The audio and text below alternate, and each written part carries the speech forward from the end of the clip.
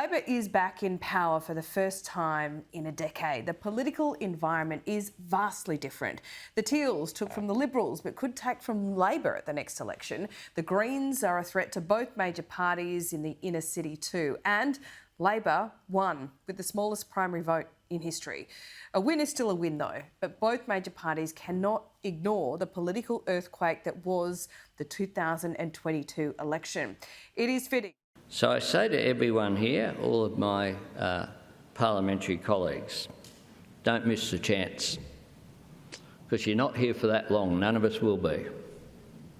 And when you're sitting on the porch thinking about what you did, you can either have a source of pride or a source of regret.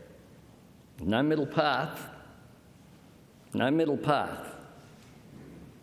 Make it a source of pride. And Anthony Albanese getting a little emotional there, but essentially the message to his colleagues is do not waste a moment. You never know how long that you will be in government for. So it is right. Joining me on this first day of the 47th Parliament is political consultant at Counsel House, Tom Cameron. Tom, you're a former Labor advisor. All political students are looking at what happened at this election. Labor is right to focus on the now. We've got to say that straight away, but it eventually needs to heed the warning signs in the results of this election, don't they? They do, absolutely, Laura. And look, one of the things that's perhaps a bit of the biggest risk in strategic thinking around politics is that people can regard it as static. In other words, they take the lessons of the last battle or continue, what's held you well in the past is something that's going to hold you in good stead in the future. Now, the truth is that politics, of course, isn't static, it's dynamic, it's constantly changing. And so the nature of political evolution is just so crucial as we go through our decades, as we recover from the pandemic. And you make the point that the Prime Minister showed a bit of emotion this morning. There's a lot to be emotional about for Labor people right now. I mean, it's an extraordinary thing that Labor's formed government. The question that becomes, I think, really deep in the hearts of Labor people going forward is what are the things that we can do to evolve, not just for the sake of the party, but indeed very much for the national interest, as politics kind of evolves with the times as they're changing. And a new government, a new parliament is a critical time to start to examine some of those questions. For Labor, I imagine it's not just about winning an election, but also staying in power. And you use that word evolve. How does this evolution look to you? Well, I think I should start by saying this is about asking the questions and then the answers coming collectively and deliberatively across the Labor movement and really across the country.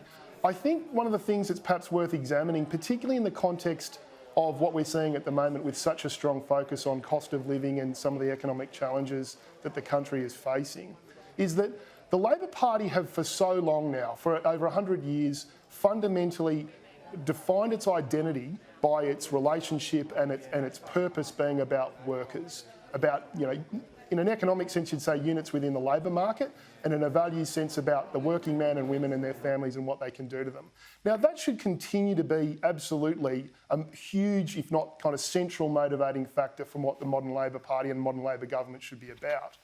But when we talk about evolution, one of the things that's perhaps really worth starting to discuss and examine is whether the 21st century, and we've got to remember we're now into the third decade of this new millennium, in the 21st century, is Labor really about something like consumers or users of things as much as workers? And it starts to unpack a new kind of way of conceptualising what a Labor government's identity is all about. Yeah. Understanding that its motivation needs to be, yes, about workers, as it has been for such a long time, but as much about consumers and users of things. And it kind of helps you might say, navigate or get a map to deal with administratively, legislatively, in a budget and funding sense, what the policies are that this government's going to take that really takes the country into the 21st century. Yeah, Tom, and I should say that it's actually the Liberal Party that is having to examine this more immediately as well after losing to those Teal independents. How do they win government back? They're looking at some of these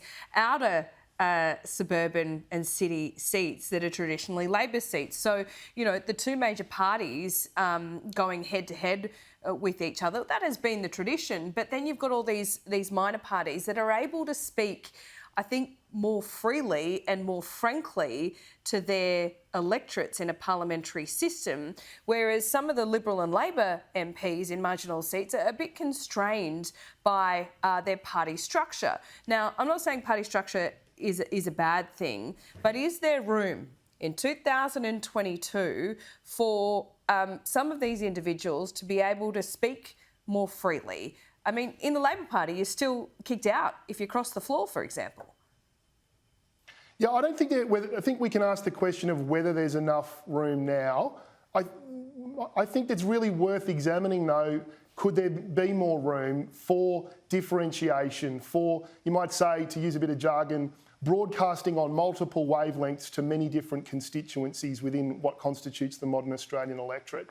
This is a really seminal thing in that we've come from the 20th century where largely party discipline, and at least speaking for my side of politics, party discipline and stronger together as a value has been such a crucial reason for why Labor has been successful when it has been, not only at elections, but in terms of delivering the reforms that have made Australia a better place. The question now becomes, I think, as we again move into that sort of third decade of this century, is there a need to kind of evolve, not just in terms of identity, which I spoke to a moment ago, but culturally as well? So this is where, is there a need to allow people right across the parliamentary wing of the party, so from the front bench through to the back bench, to sort of front lead a bit on new thinking, on a bit of thought leadership, on potentially even pushing back on certain different points of view that might be held in other parts of the party, in order to ensure that you are broadcasting on multiple wavelengths, that you are reaching out to different constituencies across Australia and saying, it's okay, this is a broad church, to use a John Howard phrase, there's a part of the Labor Party in Canberra there for you too, advocating your interests and ideas and values. And I think that's very true right across the parliament. I mean, one of the things we're going to see, I think, as a result of the bigger crossbench is just a greater number of voices being able to be aerated through the national debates that this parliament undertakes. So it'll be really interesting to see how much this issue of differentiation defines a lot of the cultural norms that start to evolve in this new parliament and within the new government. Tom, we are just watching live pictures of the Senate. This is a moment that is not lost on you at all, I am sure. You've worked for many a Labor leader to be looking at the 47th Parliament with a Labor government for the first time in 10 years. I mean, you mentioned Albanese's emotion this morning. It's no surprise. Not at all. And I think one of the things that is going to be really important to see take shape, particularly this week, is I think, as it's been noted a couple of times since the election, that perhaps the best way of characterising the result was something of a breathe of sigh of relief. Now, I think that's true for a range of reasons, and I don't want to be overly partisan, but one of them is, and the Prime Minister's spoken to this on a number of occasions already, that there's a real hunger out there in Australia for a new style of politics, for the very practice of politics itself to evolve, to change, to, you might even say, mature. And I think that there's almost a waiting with bated breath out there in the, right across this beautiful Australian landscape that is in so many different ways reflective of a modern Australia, to see a modern politics to sort of come with this new government and new parliament that we're seeing. So we don't really know yet the granularity or the specifics of what the Prime Minister means by a new form of politics. But I think we should really watch that closely because it will really meet the expectations of the electorate at large.